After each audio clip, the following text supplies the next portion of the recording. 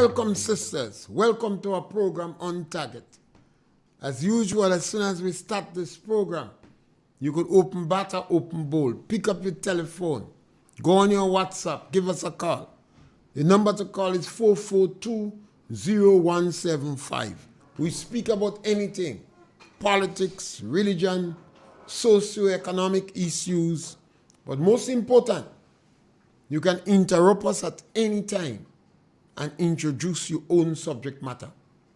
From Russia to Ukraine, from Israel to Hamas, whether it's Guyana and Venezuela, the budget is being debated in the House today. Budget continue to be debated. We're in the Christmas season. You just pick up your telephone, you call, you punch. No preamble. We encourage people to be tolerant to one another, to respect one another, and prepare to hold discussion to address our issues. Yes, caller, welcome. Mr. Pierre, good afternoon. Yes. Yesterday I was waiting to listen to the program with Master Cup, but apparently I wasn't there yesterday. Yeah, it appears he had some personal emergencies. Okay. I am very baffled to listen the program on Saturday where they had Mr. Boson asking a few questions about the budget and things like that. And when they ask about the paper that signed, the Sumo agreement. The agreement that signed.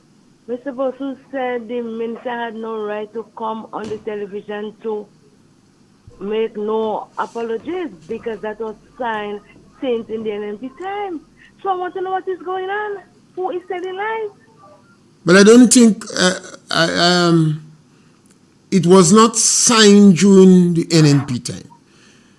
When you have these issues, you have the draft, and country is going to initial the draft as they make it.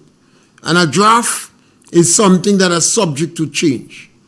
The Minister of Foreign Affairs was the one who let the cat out of the bag. He was the one who said he was concerned about signing of that agreement because it can contradict the Constitution and can challenge our sovereignty. He was the one. The Prime Minister said he did not read the document. However, while these men were saying that, the document was signed. So it appears either the Prime Minister is lying or the Minister of Foreign Affairs should resign or the individual who signed the document is a rogue, a traitor. He brought disrepute to this country. Mr. Pierre, Mr. Boson said that was signed since in 2021 under the past administration. Well, that is not true. They might have initialed the draft. Everybody go in and sit down and discuss our agreement, and we have the draft. The signature, the signing of the agreement didn't take place in 2021. I think Mr. Boson should have tell us who authorized the ambassador to sign the document. It was not Mr. Andal. Mr. Andal had concern and reservation, and he expressed it. It was not the Prime Minister. The Prime Minister said he did not even read the document. So one of them was telling lies. Yes, scholar? Yes, one of them was telling lies. I think we are not discussing the content of the document, I listened to Mr. Boson more speaking about the content of the document. Some of the things Mr. Boson said about the document, Oliver Joseph said it and gave a history and background several days ago on that document. So Mr. Boson didn't say anything much different in terms of information about the document than Oliver Joseph. Mr. Boson said he signed I don't know if I'm pronouncing that word correctly, Kotei or what document. It was Loam 1 and Loam 2. Those of you who in tongue as long as me, you remember Judge Brizan on a board working out maths about Loam 1 and Loam 4. And the name of the document has to do with the place where the agreement takes place. And I understand it is an agreement for 20 years. The Minister of Foreign Affairs said Grenada would not sign the document. There is a window open. They did not sign the document because he had reservation. He was concerned that signing the document could betray the sovereignty of this country, contradict the Constitution.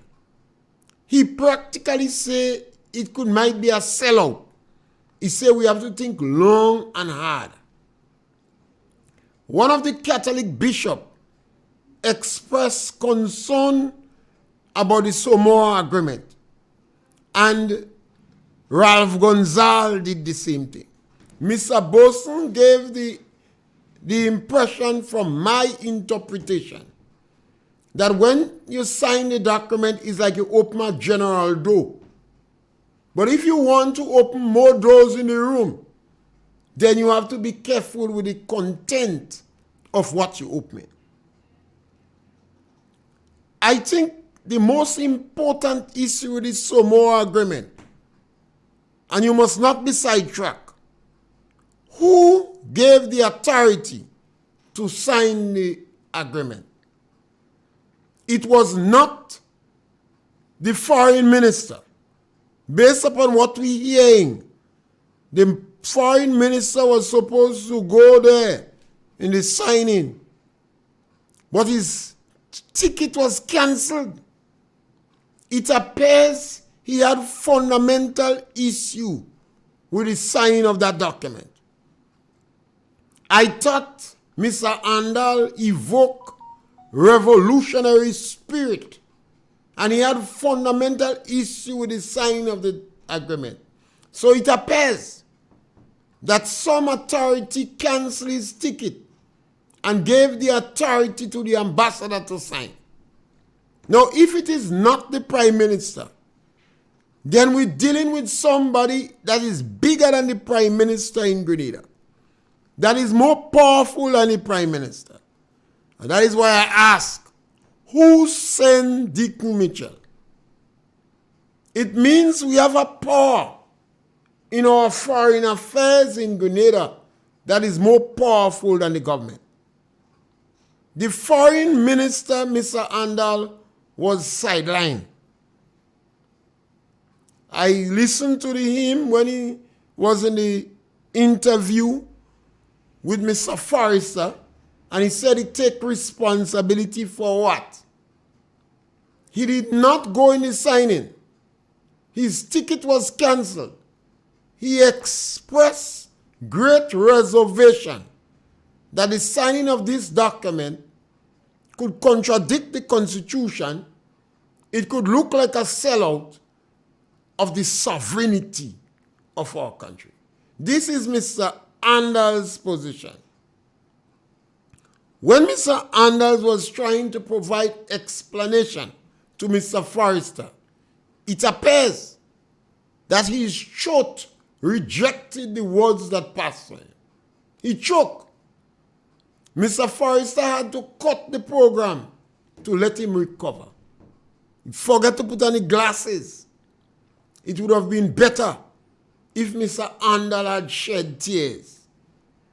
I could ask the question, was Mr. Andal paid to come on this program? After he spoke so revolutionary, so patriotic, so genuine about the Samoa Agreement, was he made to eat his words? Was he paid to go back on Mr. Forrester's program to provide explanation? I think our country should seek to know who authorized the signing of the document. I hear a number of spin doctors want to go back to 1990. We are not discussing the content of the agreement.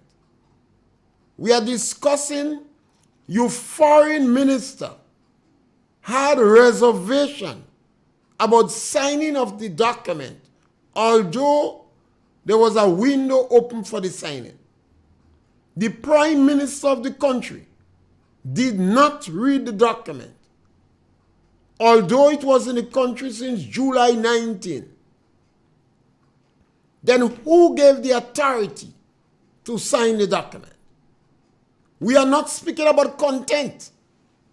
We're not speaking about the draft.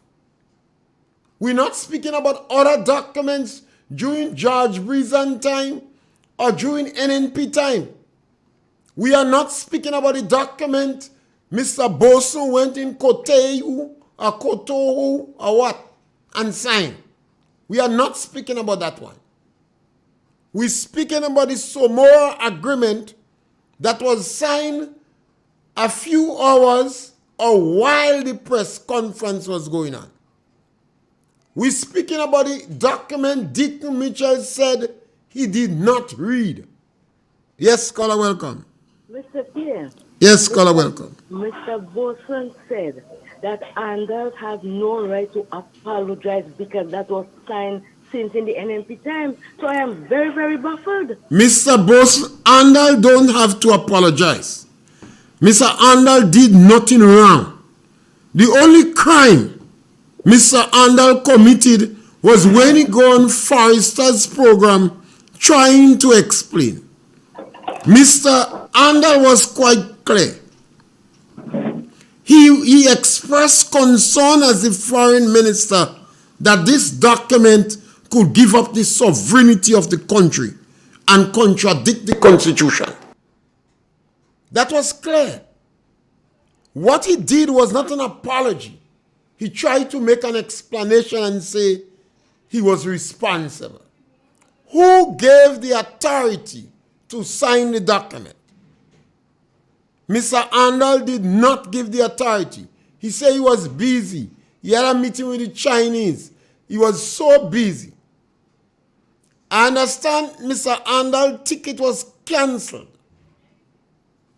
So whereas Mr. Boson went and signed the Koteyu document, if that is the proper pronunciation, the ambassador signed the agreement. This thing is all about in the international world. You can't come and just tell lies. This government has been telling lies upon lies upon lies. This thing is there. The question Grenadian have to ask, who gave the authority to sign the document? That is what they want to run away from. Not the Prime Minister. That means we have somebody in Grenada or in the international world that is making decision above the Prime Minister. That's why I ask who sent him. A document of that magnitude, a document of that capacity. How come the Prime Minister of Grenada never read the document, and the document was in Grenada since July? Well, when we complain that the Prime Minister must put his blessed assurance in Grenada and cease and desist from all this excessive traveling, some people didn't agree with us. The Prime Minister is traveling regular, he's jet lagged, going away for rain to fall on the galvanized, and somebody else pulling the strings. Yes, caller, welcome. Mr. Pierre, good afternoon, sir. Yes, caller, welcome. I now listen. What is the other minister name? Not. I forget the other minister name. He now talk they just know this. And stating that we coming out in all peak latrine. Everyone getting toilet and bathroom 2014. Which I hear a tape say, the Prime Minister say, all who want to renovate in the house and you don't have tile it and bath. No renovation. Well, I don't understand. I find when these people are them talking, either they drink rum or they getting senile. I don't understand what's really going on. It's time for we big people. I listen them youth and them with the parliament and the people and them in the youth have a thing of themselves and these big people and them do like if they don't know what is parliament. They're telling lies. Oh. You see, the Prime Minister made his statement and now you expect another minister trying to correct it. I said before, I studied the National Democratic Congress. They like to sit down and plan lies. Oh. And what we've been doing, we've been challenging those lies. Mr. Peterson, you hearing estimation, you hearing all kind of thing about this and that, but you don't hear nothing about agriculture. So I don't know what kind of budget it is, because the budget not telling you everything what's going on in this Grenada here. Always remember, when the National Democratic Congress in power, there is a clear line of demarcation. They're not an inclusive government. So there are some people that would be left behind. No, because we are challenging them all the way. They're going back to make corrections. You see, after they deliver the budget, then they call a press conference to say you get 25% of your salary. That was not part of the plan. With tax. That was as a result of we challenging them. And that is good, because at least they listen to us. Yeah, the Prime Minister said... They didn't listen to youth parliament. I wonder if they didn't listen to youth parliament. Well, I don't think they bother with that. They might just believe these youths are just have a mock. They have to show the example. You listen and you learn. Caller, the NDC showing a lot of example, but we are the one that not listening. The NDC cut down Belleville, Nutmeg, and plant banana. They still convince Grenadians that they like agriculture. They still convince the farmers that they like agriculture. They cut down the banana, nutmeg. But Mr. Peter now says he don't hear nobody talk about it in the budget. The NDC fired 31 workers from Granby Estate. You hear anybody complaining? Oh my. They have a clear line of demarcation between Grenadians. So if your income is under $3,000 a month, the NDC doesn't really favor you. When you lobby and you make nice, they do a little thing for them to keep yourself quiet. Thank you, caller. All right, Mr. Pierre. Yes, caller, welcome. Welcome, caller. Yes, sir. Yes, go right ahead. I don't know if Mr. Ron Redhead never listened to MasterCard program, because I heard most people say that them does listen. I heard this man make a statement in Parliament on Friday. My heart hurt me, because that man, not because we know that's the most lying government in the history of this country, they have to continue to do that, and even in Parliament. This gentleman has been saying, I heard him with that Keith Mitchell was there for 20-something years. He did not make the Imani permanent, but he wants them to make Imani permanent in a year and a half. Whereas, I say, look at the tape has been playing over. You didn't have it, Mr. Carl, Mr. Pierre, but that has been playing over and over. Where Carnival is saying, as soon as this government get into office, they will make the Imani and all contract workers permanent. Over and over, the gentleman has been saying that. He's saying now, why Kit Mitchell want them to make Imani? He was there so long, and they just tell you the people don't know what's really going on. Yes, sir. They just want to twist this thing so that people are going to pay attention to what Ron says rather than what I tell you, NDC does sit down and plan lies. And people have to be cognizant of that. This government, the National Democratic Congress under Dick Mitchell, in my opinion, is the worst group that passed in this country post-67. They have told more lies than all the other leaders put together. They have been telling more lies than all the other leaders put together. And they continue to twist the truth because they hope by twisting the truth like that, people are going to forget the lies. But in this era, you have the words. The Prime Minister said he never said he's going to make them permanent within 1 year. But you have the Prime Minister voice saying he's going to make it do it in 12 months. Well, 12 months and 1 year, I don't know what is the difference. The issue we must continue to ask, who authorized the signing of the SOMOD document? Not the content, forget content. Mr. Boson say it's like you open a general door. And if you want to go in the room, then you have different, you must look at the content. So as far as Mr. Boson is concerned, they don't have to apologize for signing the document. But if they want to go in the room, when they enter the building, then they have to be careful with the content. But we ain't talking about the content. The Minister of Foreign Affairs was the one who expressed concern with the Samoa agreement. He was the one that introduced contradiction of the Constitution and selling our sovereignty.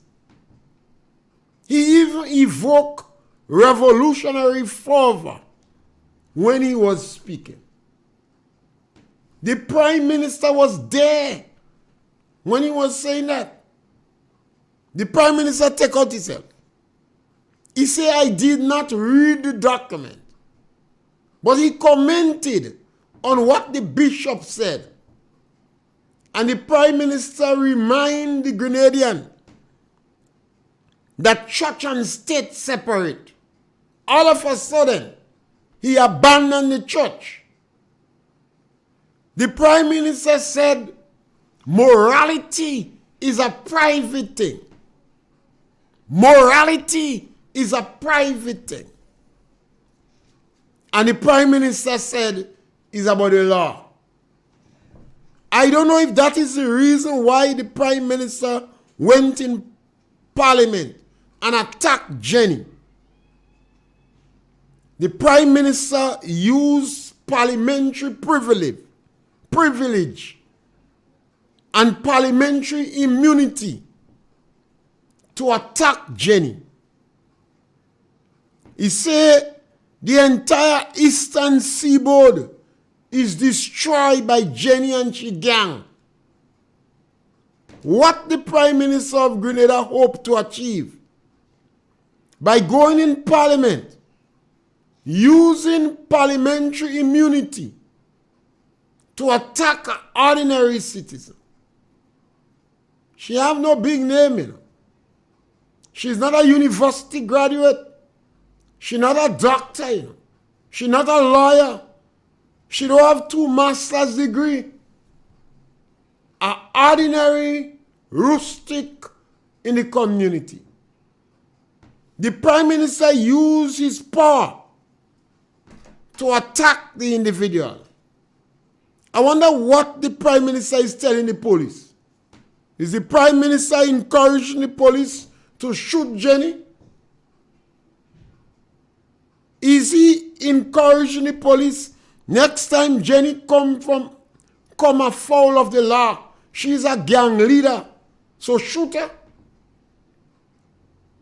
We must look at what's going on in Jamaica. We must watch what's going on in Trinidad.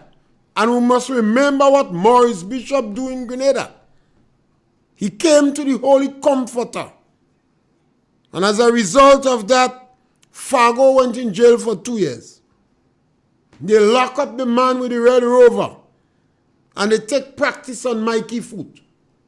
They take target practice on Mikey Foot. Maurice Bishop was an orator. Handsome red man. Good charisma. Grenadian love him dearly. The intelligentsia love Bishop. The university graduates love him. He told the Rasta man he go legalize weed. He smoke weed with them. He eat the ital food. And Maurice Bishop lie down in the tent. It's not 10 days to call it. Forget. So he was able to get the support of the Rasta. Maurice Bishop decided hell was the law. He was well supported by a number of lawyers. So if he felt that the Gary had excesses, he could have dealt with it in the court. If he felt the election wasn't free and fair, Maurice Bishop could have dealt with it in the court. He went to Simoon and he passed the people's law. And he also had a warrant out for the arrest of Eric Gary. And I think he gave him 14 days, either 14 or 21 days, to report to the nearest police station. I was in discussion with a lot of my comrades then, whether or not people could arrest, and they were convinced that Gary will be arrested. Well, a lot of Garyites feel they would arrest Gary too. You ever hear about Bloody Sunday? Look at the time he passed the warrant in Simoon. Look at the amount of days he gave Gary to report to the nearest police station. And look at the time that he gets some lash in Grenville. And you would see that the prime minister or political leader in a country would have weight. So what Deacon want the police to do? Does Deacon want the police to kill Jenny? He declared her as a gang leader on the entire eastern seaboard. I'm surprised that the moralists in this country, those that like to walk around with accountability and transparency and morality around the neck, is not telling Deacon you're wrong. Well, if Deacon just come in politics under 2 years and he could go into parliament and attack an ordinary Grenadian, a woman, you know, a woman he attacking. Where is Gino? Where is gender affairs? Is it correct for the prime minister to go in parliament and describe the woman as a gang leader? If the police have evidence, if the police have strong evidence, if the police have empirical evidence, why the police don't take Jenny to court for being a gang leader, ravishing the whole eastern seaboard? Did the police tell the prime minister that? Is the prime minister lying again? Is the prime minister trying to influence the police to take high-handed action against Jenny just because she's an ordinary woman? You see, my brothers, Maurice Bishop could have been salvaged, you know, if more people in Grenada who had clout had discouraged Maurice Bishop from flaunting the law If when he went in Simon, he was condemned by the Bar Association for doing that, and other powerful organization in Grenada, he might have checked himself. Bishop might have been with us all now. But they supported him because they hated Eric Gary with a passion. What crime Eric Gary committed? He was black. He was from the country. He did not have a university education. He didn't even go to a prestigious school. That was all that was all Gary's crime. So the plantocracy, the petty bourgeoisie, and the remnant of the wealthy in Grenada was against Gary. And lob, stock, and barrel, they gave Bishop support. It ended in over 3,000 Grenadians went to prison. When I tell you 3,000, if you don't agree with me, go and ask Tillman Thomas. Ask Kennedy Boudlal. Well, Tillman Thomas is enough because he was human rights lawyer. They jailed him too. And I'm only speaking about the people Maurice Bishop signed the detention order, you know. The woman from the Comforter that spent 2 weeks or 3 weeks in prison. Bishop never signed she detention order.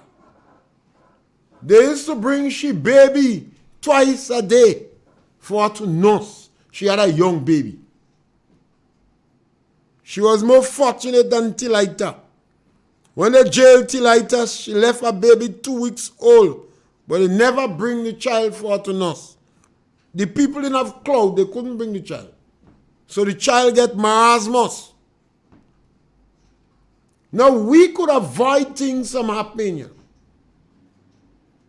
But those around Deacon Mitchell, they are not telling him that he have to stop lying. They are not saying to him, you should not use your parliamentary privilege and your parliamentary immunity to attack an ordinary rustic like Jenny. Do you have evidence that Jenny is a gang leader? What the Prime Minister wants to achieve?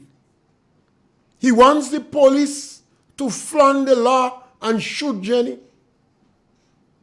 Jenny don't have money to a bodyguard. How come the Prime Minister is a lawyer and he don't know he ought not to do that?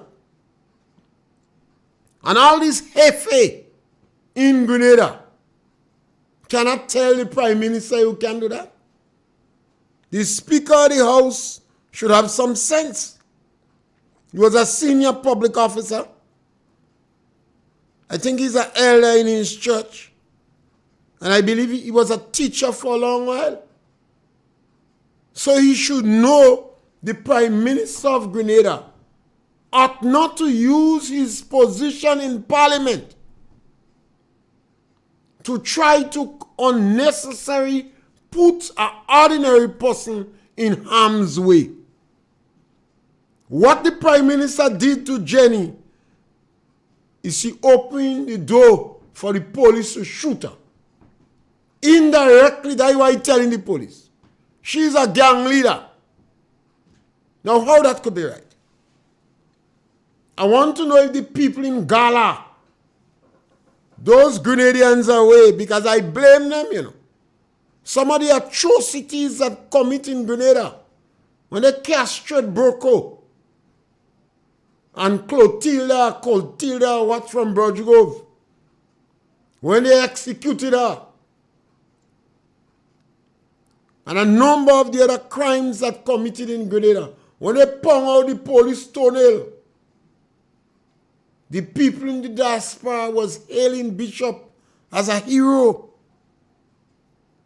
Today, Deacon is using his parliamentary privilege, his parliamentary immunity, to set up the police.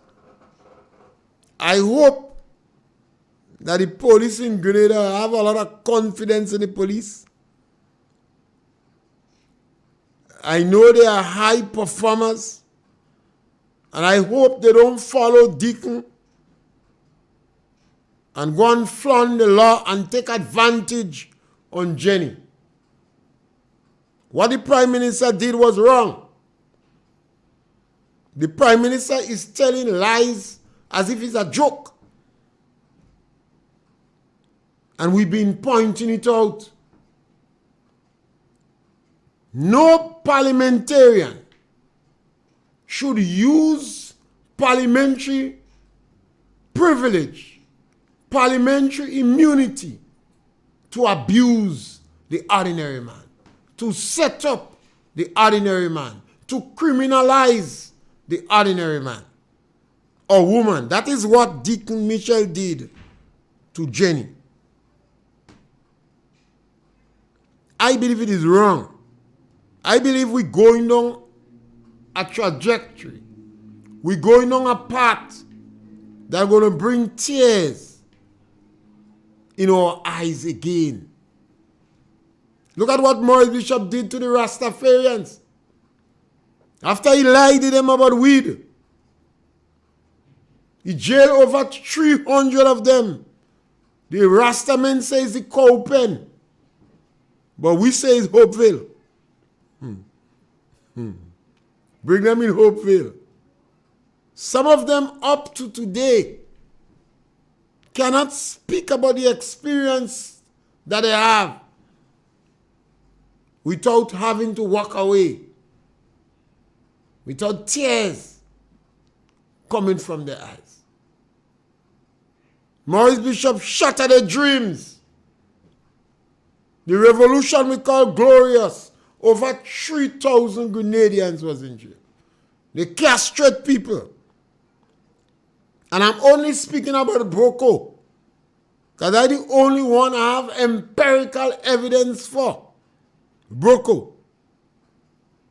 I only speak about those that I am convinced, based upon the information that I have, took place. And nobody in Grenada can challenge me on it. Those others, I won't speak about it public. I wouldn't tell you about those women they put on the ground and walk on their back. You wouldn't believe me. And I don't have empirical evidence. It's sketchy. I can't get individuals to make affidavit statement and say I was there. And some of them women are advanced in age. We in Grenada could stop a lot of things from happening. If you like Deacon Mitchell, obviously he could be a good politician in the future. But if he is committing these crimes now, and you're supporting it, then you are not helping him. In the same way, those who love Bishop did not help him.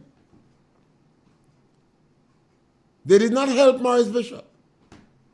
Now they're trying to make a common criminal a hero. Gino can't open them up. Anytime they open them up, they tell him, go and speak to the women who was in jail. They might speak to you, Gino. They can't tell me it's difficult for me to reproduce what happened to some of them.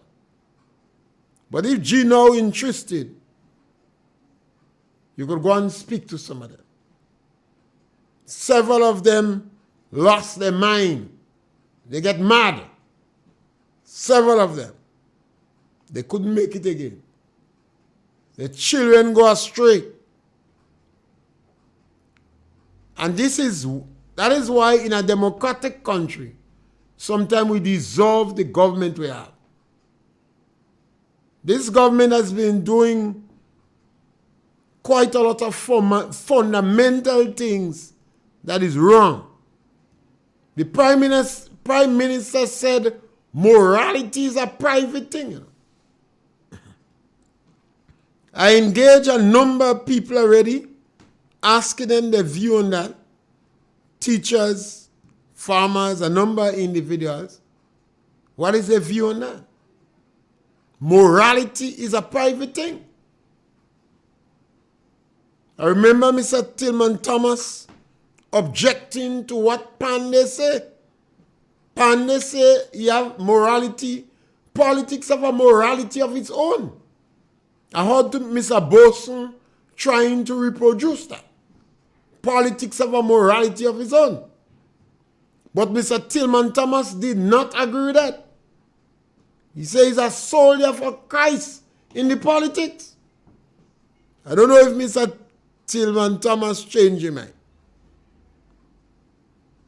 I don't know if he's no longer a soldier for Christ.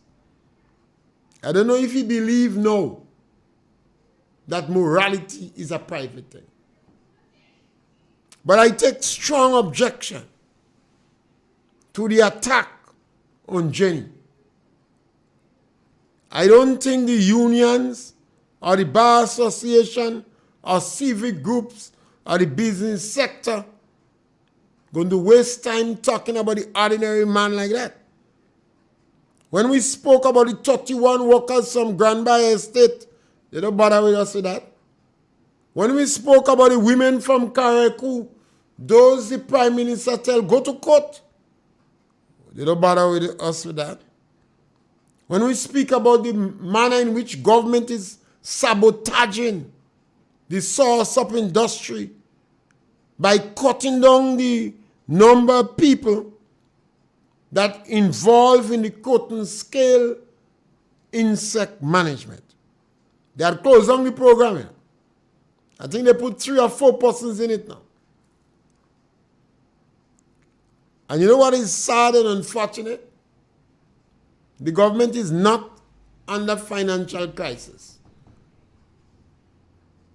The economy is doing well.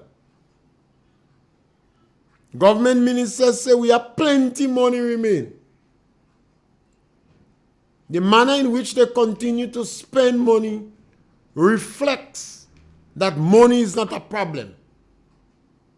But yet, they go out of their way to traumatize individuals, the voiceless. You call these people the voiceless. That is the people politicians, trade union leaders fought for before.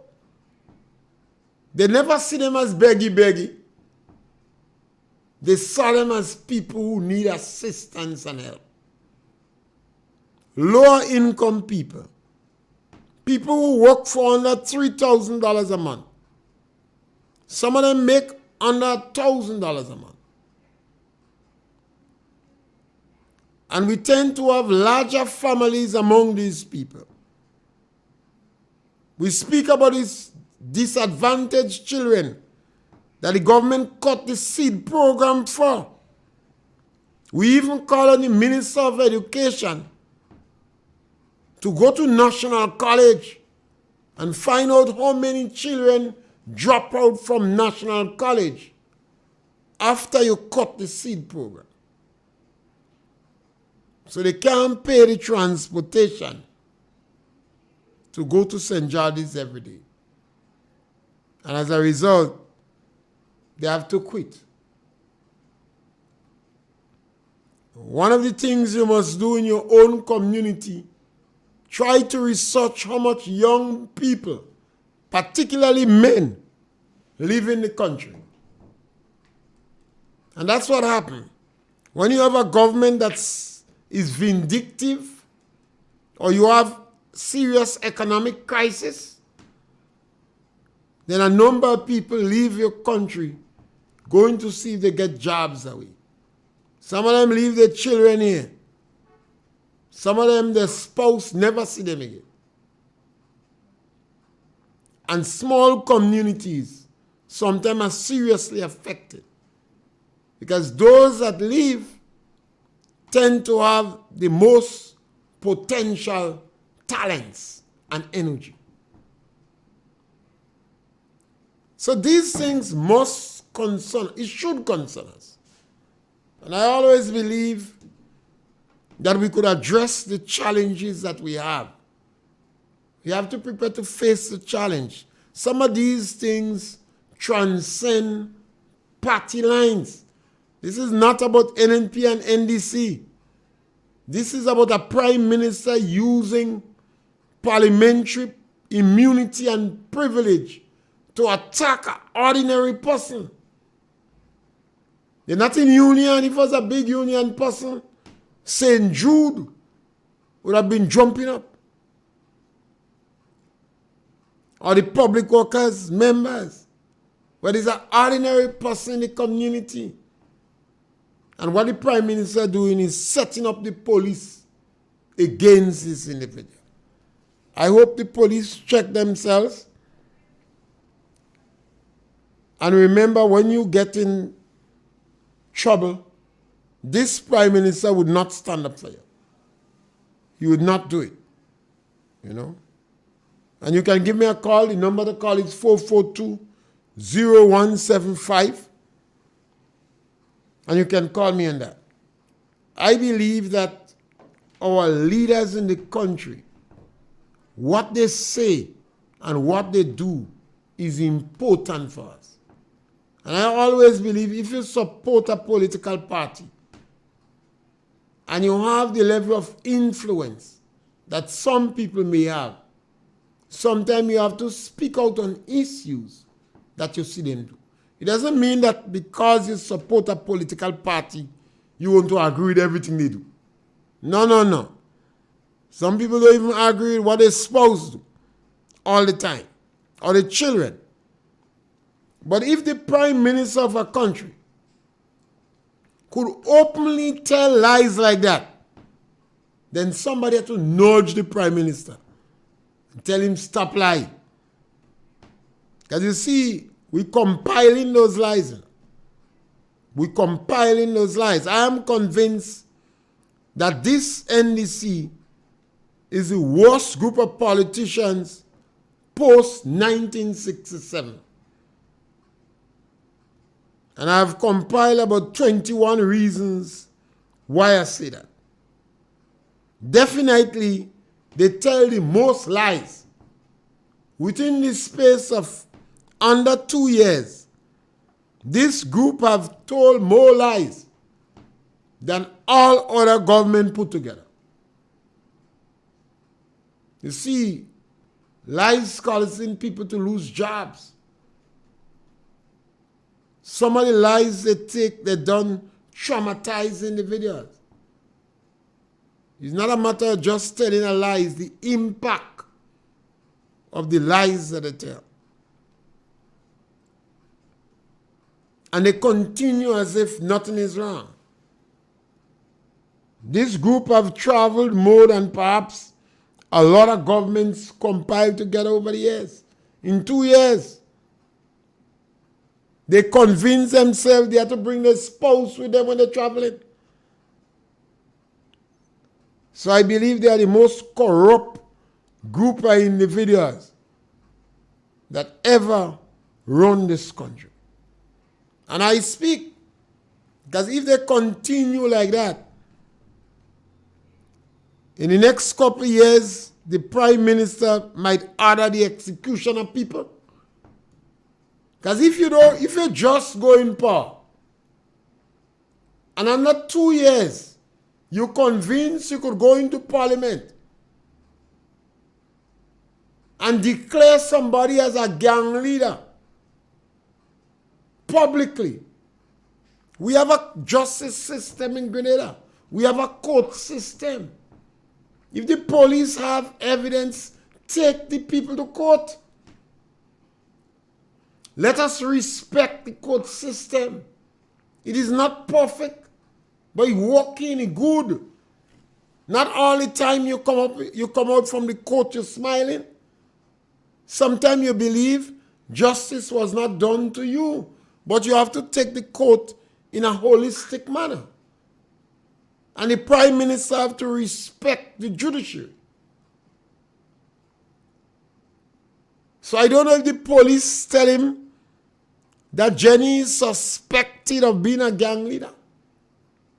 The Prime Minister go in Parliament and he declare, he said the entire Eastern Seaboard, she and she gang. What he hoped to achieve by that? I imagine what he tell the police in private. You see how he was angry when he's saying that in Parliament? Imagine what he tell the police in private. So if the police shoot Jenny, you know it's the Prime Minister that instigated. That is unacceptable. I was waiting to hear if some journalists wouldn't ask the Prime Minister, how come morality is a private thing? Morality is private. The police and all should, high command that should advise the Prime Minister that morality is not private. He's the Prime Minister of the country, the first among equal. And he is advocating that he's setting the pace. The first time I ever hear an individual sell a car that somebody lent him, and he's convinced that he's right. He is convinced that he is right. I heard one of the ministers justifying, convinced that a right to travel with a spouse, a boyfriend and a girlfriend. Because some does hire a plane for the spouse to go. So they could use government. The government is convinced, they feel the right to sit down and nurse the money out of GDP. And there are so many people in Grenada who have the clout, who have the influence, that could advise the Prime Minister. That trend you're going in is not good. It's not right. You're waiting when the next government come to wake up to start to criticize it. They're going to say, what were you doing when the NDC was there? If the government set up MIT, what position MIT go play now with Jenny? What the Prime Minister say in Parliament there, maybe he discuss it with the police already. So when he say it in Parliament, you hear he mention I go call them. So the police must have tell him, don't call them. But you want to say I'll call them? Because he could use power better than the past members of the National Democratic Congress. I take strong objection to that because I've seen what this thing has done to Grenada. I've seen what we have done. During the Bishop era, the worst crimes in Grenada was committed after slavery and colonialism. There are some people, when you talk to them today, the amount of emotion that they have based upon the experience they had in the revolution. I see vagrants on the street today. Was as a direct result. Yes, scholar, welcome. Mr. Pierre? Yes, scholar, welcome. Listen, man, when you're saying things, they don't listen, they don't listen. They only come and blah, blah. Well, me blah, blah too. But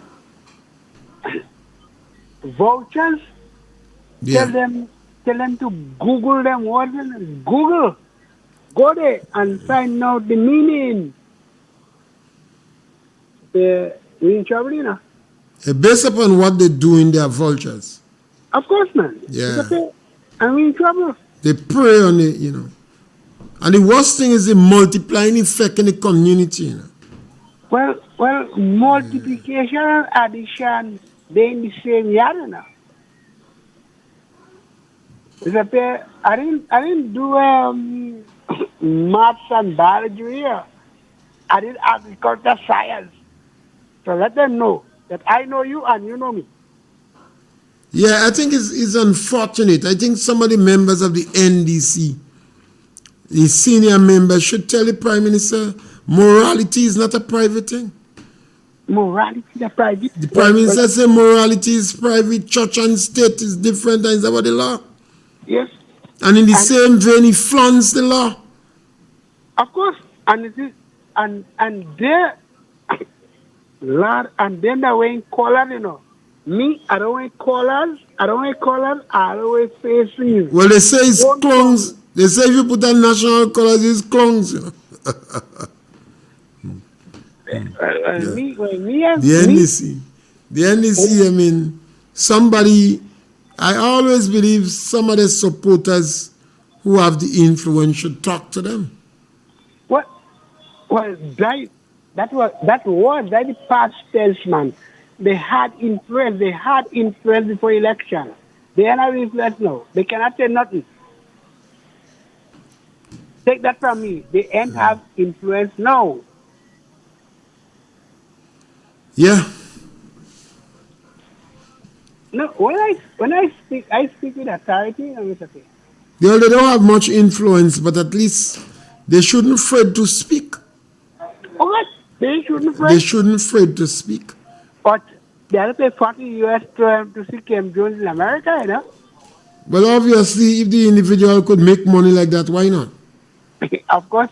People pay to see a number of individuals, and if he could make money by advocating and preaching hate, and he could get a whole group of people to follow him, then why not? Exactly. It's important to see the individual that could do that. It's a big achievement. Yeah. Of course. Yes. All right. Yes, my brother. Thank you. So I believe that I always advocate we could change things. We have problems, but we could address the problems that we have. We have to be tolerant and respectful, but we must discuss issues. We wouldn't agree with one another all the time, but we must sit down and discuss the issues. And once again, I call on people like Mr. Tillman Thomas. State your position publicly. Do you believe morality is a private thing? Willie, St. Jude, the trade union leaders, do you believe morality is a private thing? Do you agree with the Prime Minister's attack on Jenny? He described her as a gang leader. Is the Prime Minister setting up Jenny? Is he setting her up for the police to be high-handed with her? If you have evidence, then you take the matter to court. I hope the police is not as dumb and stupid and go and damage the woman for no justification. What the Prime Minister did in Parliament there is wrong. And I do hope when I speak to provoke discussion, and I hope people discuss some of the issues we speak about. Thank you very much. We're back with you again tomorrow between 12 and 1 for another opportunity on Target.